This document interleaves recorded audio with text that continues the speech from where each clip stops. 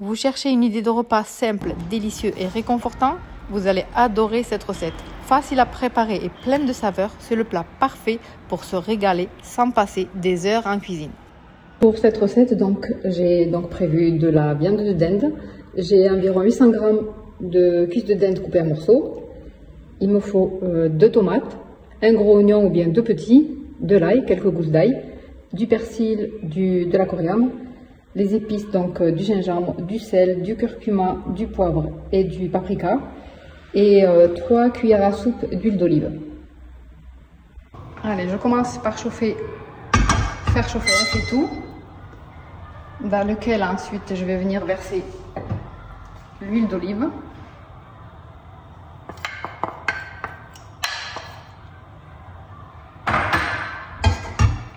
J'attends un petit peu, dès que ça chauffe légèrement, je vais venir déposer les morceaux de dinde.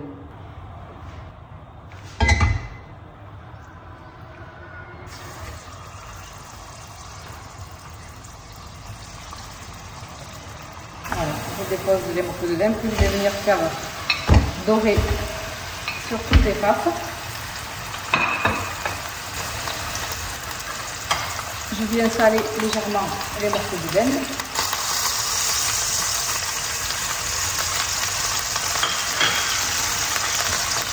Je baisse un peu le feu, parce que là c'est un peu trop fort. Voilà.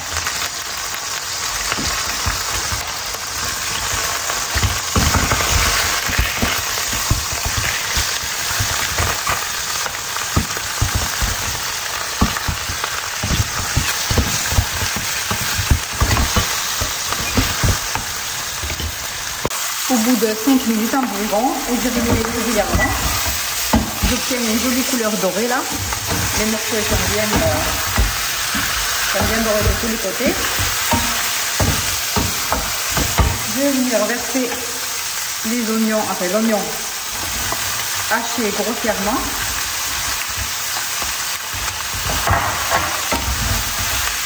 Et là, je vais laisser cuire l'oignon environ, il faut compter environ 5 minutes, en remuant pareil régulièrement.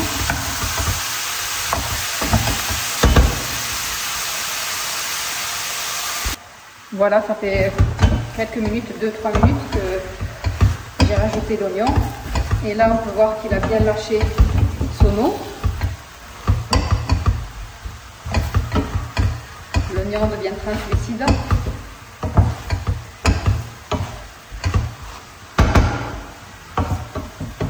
Je laisse encore un petit peu. Dès que le jus d'oignon là s'est un peu évaporé, je vais pouvoir venir rajouter l'ail haché.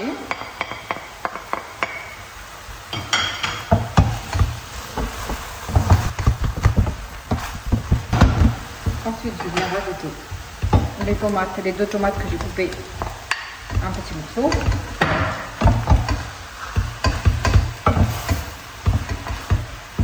Ainsi que la coriandre et le persil. Et c'est que maintenant que je vais rajouter les épices, le reste d'épices. Le sel, j'avais mis déjà tout à l'heure.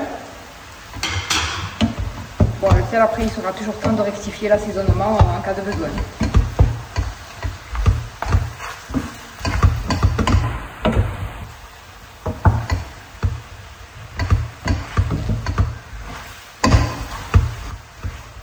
Je laisse fondre un peu les tomates avant de venir recouvrir d'eau.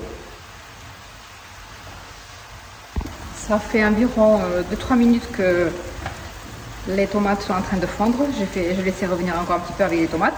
Et là, je vais venir ajouter de l'eau. Alors moi, je fais le choix de toujours mettre de l'eau bouillante pour éviter de ralentir la cuisson.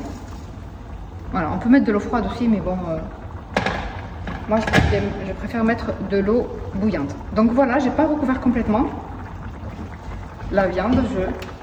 J'ai mis suffisamment d'eau pour permettre de recouvrir à peu près à moitié. Je vais recouvrir et laisser mijoter tranquillement pendant environ une demi-heure. Ensuite, pour accompagner ce plat, j'ai choisi de faire des frites de patates douces à l'air fryer. Donc je vais venir les nettoyer, les couper et ensuite voilà, les mettre à cuire.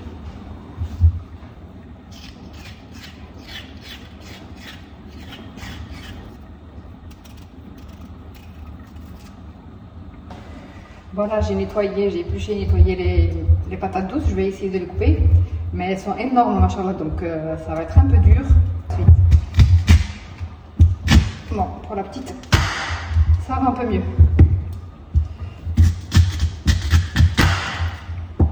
C'est très dur à couper, donc il faut faire attention.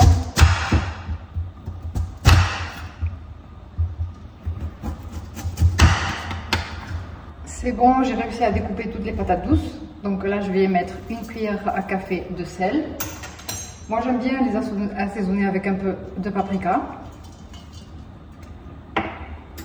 Et je viens mettre dessus 2 cuillères à soupe d'huile d'olive.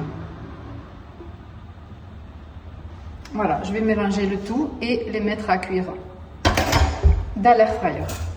Pour la cuisson de mes patates douces, donc je vais les mettre dans, moi j'appelle ça l'air fryer première génération.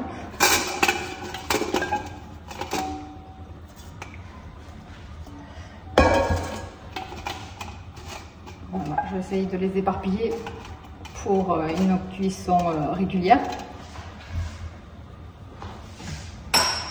Je recouvre et je vais laisser cuire pendant 20 minutes à 200 degrés. Et ensuite, je viendrai les retourner. Au bout de 30 minutes de cuisson, je viens vérifier s'il y a encore assez de jus de cuisson. Là, je pense qu'il y en a assez, donc je vais venir retourner les morceaux de dinde.